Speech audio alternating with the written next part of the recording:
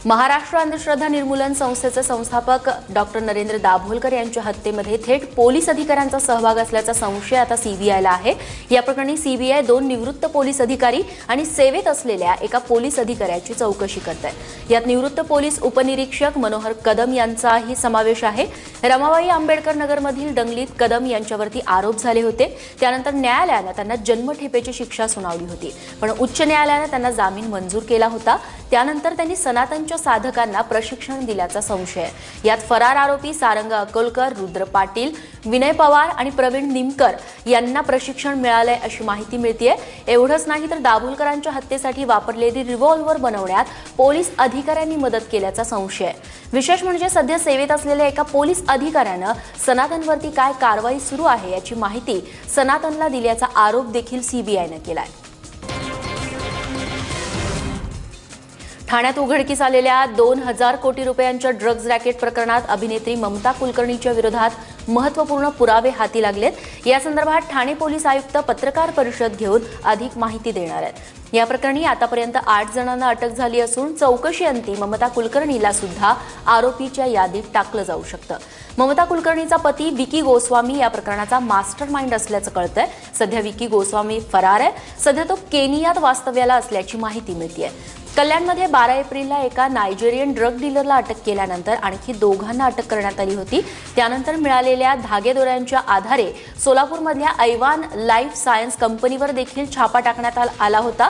या दोनही छाप्यांमध्ये जवळपास 2,250,000 कोटींचं इफेड्रिन जप्त करण्यात आलं होतं।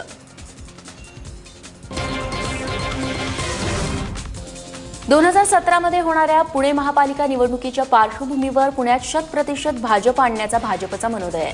त्यासाठी आज आणि उद्या पुण्याच्या बालगंधर्व रंगमंदिरात भाजप प्रदेश कार्यकारिणीच्या बैठकीचं आयोजन करण्यात आलंय। या बैठकीला मंत्रिपद गमवावं लागलेले एकनाथ खडसे देखील उपस्थित असणार आहेत।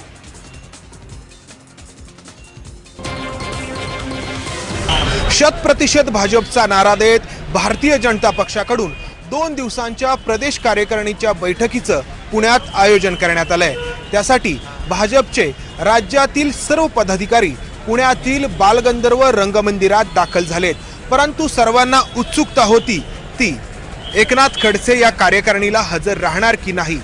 कालपर्यंत स्थानिक भाजप नेतेही याबाबत अनभिज्ञ होते, परंतु एकनाथ खडसे अखेर या कार्यकारिणीच्या बैठकीला हजर झालेले आहेत। खरं तर एकनाथ खडसे दिग्गज मंत्री भाजपचे, परंतु मंत्रिपदाचा राजीनामा दिल्यामुळे आज ते एकटे आहेत। या कार्यकारिणीच्या आधी एक कार्यक्रम आहे पुण्यातील केसरीवाड्यामध्ये, ज्यामध्ये मुख्यमंत्री आणि इतर मंत्री सहभागी झालेत। खडसे मात्र एकटे पुण्यातील बालगंधर्व रंगमंदिरात कार्यक्रम सुरू होण्याची वाट पाहत आहेत। खडसेंना जे प्रकरण भोवलं, त्यांना मंत्रिपदाचा राजीनामा ज्यामुळे द्यावा लागला ते मुख्यत्वे पुण्यातील होतं, भोसरी MIDCतील होतं। त्यानंतर खडसे पक्षाच्या व्यासपीठावरती आले नव्हते। मंत्रिपदाच्या राजीनाम्यानंतर पहिल्यांदा येत आहेत, तेही पुण्यातच प्रदेश कार्यकारिणीच्या निमित्ताने। भाजप पुण्यामध्ये नेहमीच एका मर्यादित ताकदीमध्ये राहिलेला आहे। सध्या पुणे महापालिकेत हा पक्ष 4थ्या क्रमांकावरती आहे, परंतु लोकसभा आणि विधानसभेला पुणेकरांनी भाजपला भरभरून मतदान केलं। लोकसभेला भाजपचे उमेदवार अनिल शिरोळे मोठ्या मताधिक्याने इथं निवडून आले।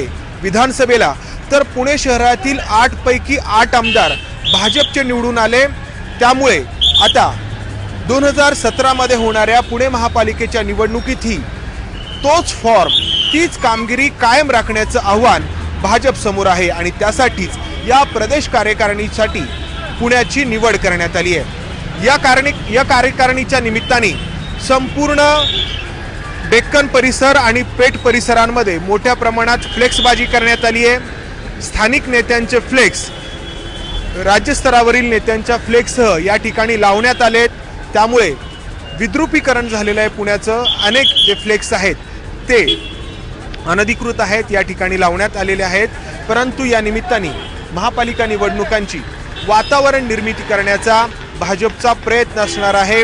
लोकसभा आणि विधानसभेला मोदी लाटेमध्ये भाजपला भरभरून मतं मिळाली, परंतु आता मोदी लाट उरली आहे का आणि गेल्या 2 वर्षांमधील केंद्र आणि राज्य सरकारची कामगिरी समाधानकारक आहे का, अशा अनेक प्रश्नांची उत्तरं भाजपच्या पदाधिकाऱ्यांना या कार्यकारिणीच्या निमित्ताने शोधायची आहेत। कॅमेरामन विजय राऊतसह मंदार गुंजारी, एबीपी माझा, पुणे।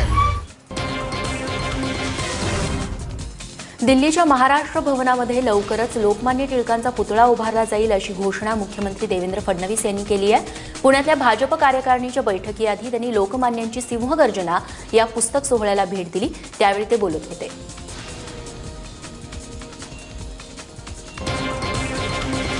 सुधीर भाऊंनी सांगितलं, राज्य सरकारच्या वतीनं देखील हे वर्ष आम्ही साजरं करतो। 10 कोटी रुपयाची प्रावधान माननीय सुधीर भाऊंनी त्याकरता ठेवलेलं आहे। मोठ्या प्रमाणात सगळे लोकमान्यांचे विचार त्या ठिकाणी पोचवायचे। सार्वजनिक गणेश उत्सव जो लोकमान्यांना अभिप्रेत होता तो पुन्हा महाराष्ट्रात घडवून आणायचा, अशा सगळ्या गोष्टी या निमित्ताने आपण ठरवल्या आहेत। आणि त्यासोबत दिल्लीतल्या महाराष्ट्र सदनमध्ये देखील लोकमान्यांचा पुतळा हा त्या ठिकाणी उभारला पाहिजे, कारण महाराष्ट्राची कल्पना ही लोकमान्यांशिवाय आपण करू शकत नाही।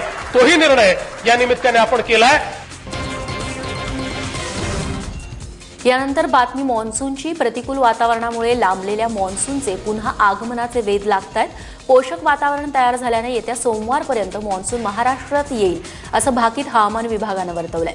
नैऋत्य मान्सून वाऱ्यांनी काल पूर्व भारतातील बंगालचा बहुतांश पट्टा व्यापलाय, त्यामुळे येत्या सोमवारपर्यंत कोकण, मध्य महाराष्ट्र, मराठवाडा आणि विदर्भाच्या अनेक भागात मान्सून सरी बरसतील असं भाकीत वर्तवलं गेलंय।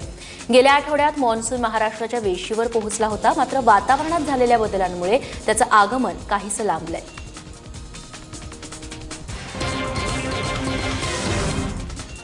शिवसेना पक्षप्रमुख उद्धव ठाकरे आज सोलापूर आणि उस्मानाबाद जिल्ह्यांच्या दौऱ्यावर आहेत। उस्मानाबाद जिल्ह्यातील परांड्यामध्ये शिवजलक्रांती योजनेतून साठलेल्या पाण्याचं त्यांच्या हस्ते जलपूजन होणार आहे। शिवाय परांड्यात उद्धव ठाकरे यांच्या जाहीर सभेचं आयोजनही करण्यात आलंय।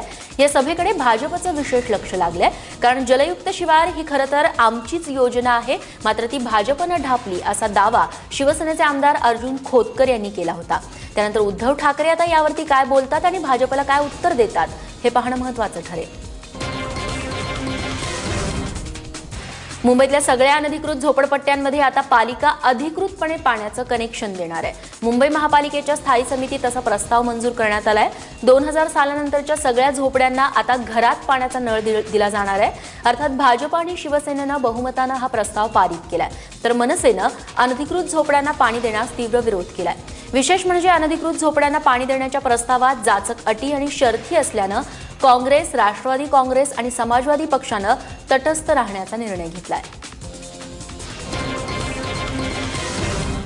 काळ्या यादीतील रस्ते कंत्राटदारांची उच्च न्यायालयात मुंबई महापालिकेनं पुन्हा एकदा पाठराखण केली आहे। ज्यावेळी नव्या निविदा काढण्यात आल्या त्यावेळी कोणत्याही कंत्राटदारावरती गुन्हा दाखल झाला नव्हता, शिवाय कुणाविरोधातही तक्रार नव्हती असं पालिकेनं उच्च न्यायालयात स्पष्टीकरण दिलंय। जोपर्यंत FIR दाखल झाली तोपर्यंत संपूर्ण निवड प्रक्रिया पार पडलेली होती, त्यामुळे सर्व बाबी तपासूनच ही कंत्राटं दिल्या गेल्याचं पालिकेनं म्हटलंय। तूर डाळीनं पुन्हा एकदा 200 रुपये किलोचा टप्पा गाठल्यानंतर आता सरकारला जाग आली आहे। डाळीचा काळा बाजार करणाऱ्यांवरती कडक कारवाई करण्याचा इशारा अन्न आणि नागरी पुरवठा मंत्री गिरीश बापट यांनी दिलाय। ते नाशकात बोलत होते। तसंच तूर लागवडीला प्रोत्साहन देण्यासाठी सरकारनं हेक्टरी अनुदान देण्याचा विचार केल्याचंही त्यांनी सांगितलंय।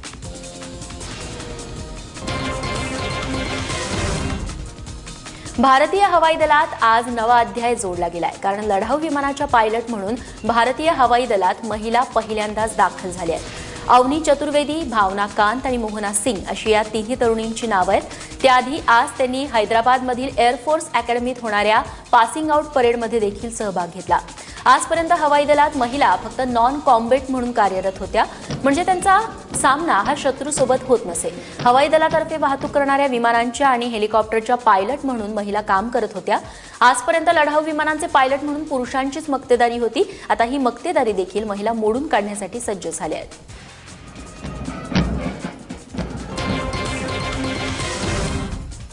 यवतमाळमध्ये कर्जाची मागणी करणाऱ्या एका शेतकऱ्यावरती बँक मॅनेजरनं चक्क कम्प्युटरचा मॉनिटर फेकून मारल्याची घटना समोर आली आहे। पाटणबोरी गावातील स्टेट बँक ऑफ इंडिया बँकेच्या शाखेत ही घटना घडली। राजुलवार नावाचे शेतकरी कर्जाची विचारपूस करण्यासंदर्भात पाटणपोरीच्या SBI शाखेत गेले होते. संबंधित शेतकऱ्यांना कर्जाची मागणी करताच भडकलेल्या बँक मॅनेजरनं संगणकाचा मॉनिटर शेतकऱ्याला फेकून मारला. या घटनेत शेतकऱ्याच्या हाताला जबर मार लागलाय आणि त्यांना उपचारासाठी रुग्णालयात दाखल करण्यात आलंय. दरम्यान या प्रकरणी बँक मॅनेजर विरोधात गुन्हा दाखल करण्यात आलाय.